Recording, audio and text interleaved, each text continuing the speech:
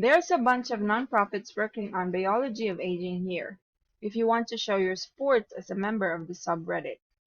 Public interest in the prospect of adding more healthy years to life, example, something like your 60s being like your 40s, is non-existent, and the average person does not know that aspects of aging can already be slowed and reversed in model organisms.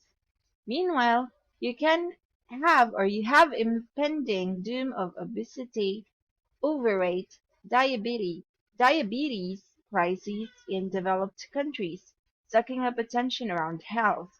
So people think you can either be fat and sick, or you just diet and exercise your way to health. Governments have to prioritize improving the health of their population, so that crisis dominates emo. Consider this post as an example. There is little consciousness beyond that about scientific opportunities to pursue age-related disease. Top story from Life Hacks. Easiest way to get rid of snow off your car. Top comments from Nebulous Grimes 47. All of us who get layers of ice are like, From Cho's Sin Won. Sorry, but the easiest way to deal with snow is go back inside and get in bed. Done. Top story from Privacy. It blows my mind of how many people genuinely don't care for privacy. Most of my friends don't actually care about privacy. I understand that it's tough to maintain it, but the amount of information they have stored online is crazy. For example, they're always signed into Google, so everything they search up and do on the internet is recorded by just that one company and its affiliates. Then most of them also use Snapchat to store most of their photos. First of all, the funny thing is that Snapchat uses Google data centers. And the other thing is that everything is compressed, so it's just bad quality. When I tell them about this, you guys probably already know the answer, but it's just, I don't really have anything to hide. These are the same people who keep their blinds closed, but happily give away everything about themselves to large corporations. From top comments, from Investor at Play. The problem is the fact that all this crap is free in a world as lazy as ours.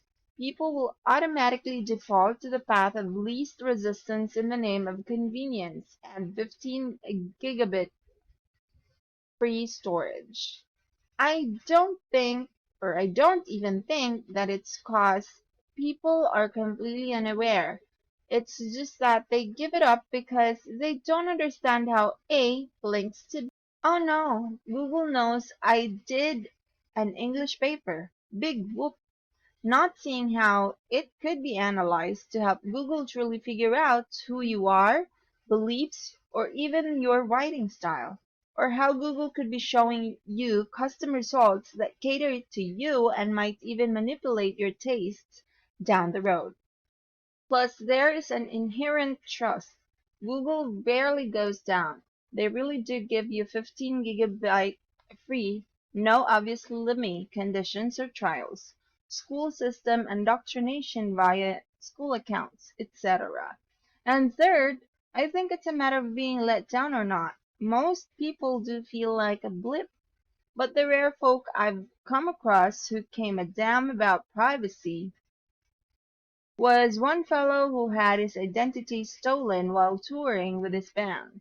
When it truly hits you like a truck, then you start reading everything and getting deep into this. Most people haven't been directly betrayed, even in massive data breaches, due to the sheer scope of data released, so they feel protected by the numbers. It's mess, but it's how the cookie crumbles. There's no obligation to save anyone after the first attempt of making them aware. If they reject it, that's their call. This is from someone who's tried to educate many friends. Comment from Antoine. I think Edward Snowden said it best. Arguing that you don't care about the right to privacy because you have nothing to hide is no different than saying you don't care about free speech because you have nothing to say. When you say, I have nothing to hide, you're saying, I don't care about this right. You're saying, I don't have this right because I've got to the point where I have to justify it. The right or the way rights work is the government has to justify its intrusion into your rights. Article about modular construction. Global open modular building market covering prime factors and competitive outlook till 2025.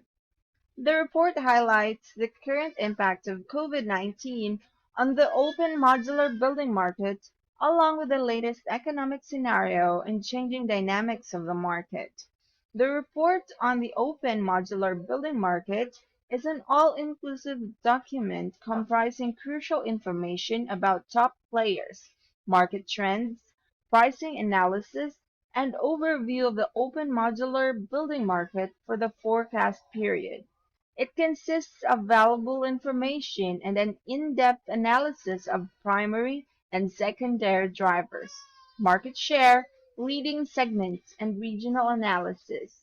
The report also encompasses details on the key competitors and their strategies, such as mergers, acquisitions, recent technological development, and the business landscape.